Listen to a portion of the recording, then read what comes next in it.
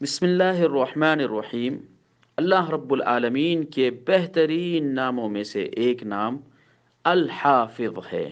الحافظ یعنی حفاظت کرنے والا، نگہبانی کرنے والا۔ فاللہ خیر حافظا، سورہ یوسف آیت نمبر 64 میں اللہ رب العالمین فرماتے ہیں کہ اللہ رب العالمین ہی کی ذات ہے جو سب سے بہتر حفاظت کرنے والی ہے۔ چنانچہ اللہ رب العالمین ہماری غیر موجودگی میں ہمارے بچوں، ہمارے خاندان اور ہماری فیملی کی حفاظت کرنے والا ہے۔ اللہ رب العالمین اپنے کتاب کی صحیح طور پر حفاظت کرنے والا ہے۔ اللہ رب العالمین کی ذات وہ ہے جو حافظ ہے، جس نے سقف مرفوع کو شیطان مردود کی دسترس سے محفوظ رکھا۔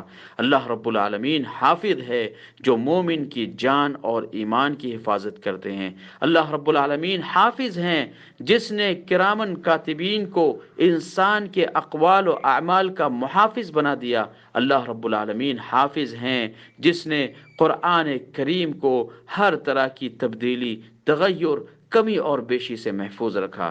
اس نام کو اللہ رب العالمین نے قرآن کریم کی حفاظت میں خصوصی طور پر ذکر فرمایا ہے۔ سورہ حجر آیت نمبر 9 میں فرمایا انا نحن نزلنا الذکر وانا له لحافظون، بے شک ہم نے ہی قرآن مجید کو نازل کیا اور ہم ہی اس کی نگہبانی کرنے والے ہیں، ہم ہی اس کی حفاظت کرنے والے ہیں۔ تو اس دنیا کا مکمل نظام صرف اور صرف اللہ رب العالمین کے قائم کرنے کی بنیاد پر قائم ہے۔ اللہ ہی حافظ ہے، اور ہم ہر ایک اپنے محبوب و پیارے کو جبکہ وہ ہماری نگہداشت اور تحفظ سے دور ہوتا ہے، اللہ ہی کی حفاظت میں دیتے ہیں۔ حضرت یعقوب علیہ السلام نے جب یوسف علیہ السلام کو اپنے بھائیوں کے ساتھ روانہ کیا، ان کے بھائیوں کے ساتھ روانہ کیا، تو یہ جملہ کہا فاللہ خیر حافظا، سب سے بہتر حفاظت کرنے والی ذات اللہ رب العالمین کی ہے۔ میرے عزیز بھائیو اور دوستو، اللہ رب العالمین کی یہ حفاظت دنیا کی بہت ساری اشیاء کو وسیع ہیں۔ ہم جانتے ہیں کہ بہت سارے مصنفین جب کتابیں لکھتے ہیں اور اپنی اپنی فہم و فراست کے مطابق اس کے حفاظت کی، اس کو پریزرو کرنے کی کوشش کرتے ہیں، اسے پرنٹ کرتے ہیں، لوگوں میں تقسیم کرتے ہیں اور اشاعت کے سارے وسائل کو اپناتے ہیں، اس وقت یہ تصور رہتا ہے کہ میری یہ لکھی ہوئی کتاب دنیا کے اندر ایک زندہ نمونہ ہے۔ لیکن چند سال گزر جاتے ہیں کہ ان کی وہ تصانیف ناپید ہو جاتی ہیں۔ یہی مثال بیسیوں اور سینکڑوں بادشاہوں کی ہیں جنہوں نے اس دنیا میں ہزاروں اور لاکھوں لوگوں پر حکومتیں کی، ان کے لیے قانون بنائے، ان کے لیے کانسٹیٹیوشن کو قائم کیا، لیکن جیسے جیسے زمانہ گزرتا گیا ان کے دستور العمل کی کوئی اہمیت نہ رہی، اور آج ان بادشاہوں کا نام لینے والا، ان کے بنائے ہوئے قانون قوانین کا نام لینے والا کوئی بھی نہیں ہے۔ آپ دیکھ لیجئے ہلاکو اور چنگیز خان کے دستور العمل کو جو اس زمانے میں رائج تھا، کیا آج وہ موجود ہے؟ آپ دیکھ لیجئے شامانی مذہب کے کا دار و مدار جس قانون اور کانسٹیٹیوشن پر تھا، کیا آج اس کا وجود ہے؟ خسرو سے لے کر عادل شاہ سے لے کر دنیا کے ہر سلطنت کا آپ مطالعہ کیجئے، کیا ان کے بنائے ہوئے قوانین جن کے ذریعے سے انہوں نے حکومتیں کی، کیا آج وہ محفوظ ہے؟ یہی حال مذہبی کتابوں کا ہے۔ وید کے متعلق کہا جاتا ہے کہ وید جو ہے 4000 سال پرانی کتاب ہے، جبکہ بعض برہمن کہتے ہیں کہ 1200 سال سے زیادہ وید پرانی نہیں ہے۔ ہندو کہتے ہیں کہ منتر اور برہمن بھاگ کے مجموعے کا نام وید ہے۔ آریہ کہتے ہیں کہ برہمن بھاگ کو وید کی پدوی حاصل نہیں ہے۔ کیا ہم برہمن لوگوں کی بات کو مانیں، آرین لوگوں کی بات کو مانیں، یا وید پر ایمان لانے والے دیگر پنڈتوں کی بات کو مانیں؟ میرے عزیز بھائی اور دوستو، یہی حال بائبل کا بھی ہے۔ یہودیوں کے فرقے کا عقیدہ یہ ہے کہ اولڈ ٹیسٹمنٹ کے علاوہ دنیا میں کوئی بھی کتاب محفوظ نہیں ہے، جبکہ کرسچن لوگ یہ کہتے ہیں کہ اولڈ ٹیسٹمنٹ کے ساتھ نیو ٹیسٹمنٹ ہمارے لیے قابل عمل ہے۔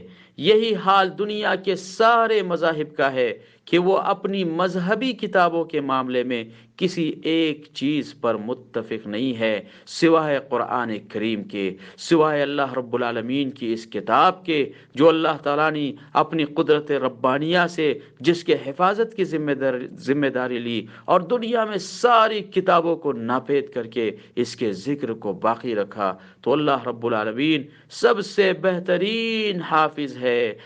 قرآن کریم کی حفاظت ہمارے لیے ایک معجزے کی حیثیت رکھتی ہے، غور کرنے والوں کے لیے اس میں ہزاروں عبرتیں ہیں۔ اللہ رب العالمین نے سورہ فاتحہ سے لے کر الناس کے ایک ایک لفظ کو، ایک ایک حرف کو، ایک ایک کسرہ اور فتحہ اور ضمہ اور جزم اور تشدید تک کو متواتر رکھا ہے۔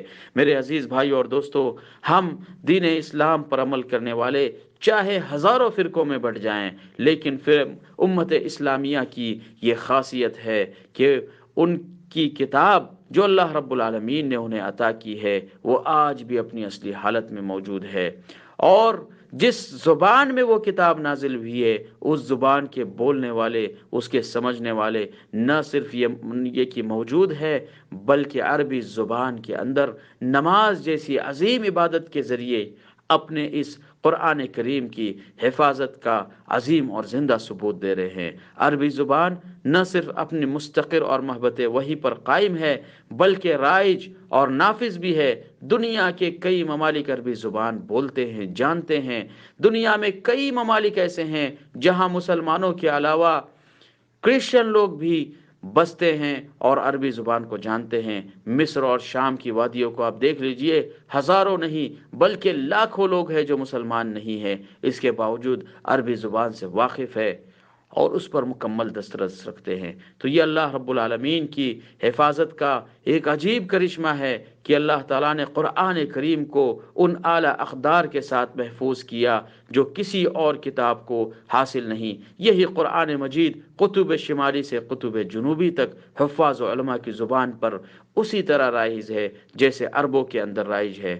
یہ جملہ انتظامات صرف اور صرف اللہ رب العالمین کے کیے ہوئے ہیں، کیونکہ اللہ تعالیٰ حافظ ہے۔ اللہ تعالیٰ ہی حافظ ہے جو کتاب حفیظ کا مالک ہے۔ اللہ تعالیٰ ہی حافظ ہے جس نے سقف مرفوع کو شیطان مردود سے محفوظ رکھا ہے۔ اللہ تعالیٰ ہی حافظ ہے جو مومن کی جان و ایمان کی حفاظت کرتا ہے۔ اللہ تعالیٰ ہی حافظ ہے جس نے کرامن کاتبین کو انسان کے اقوال و اعمال کا محافظ بنایا ہے۔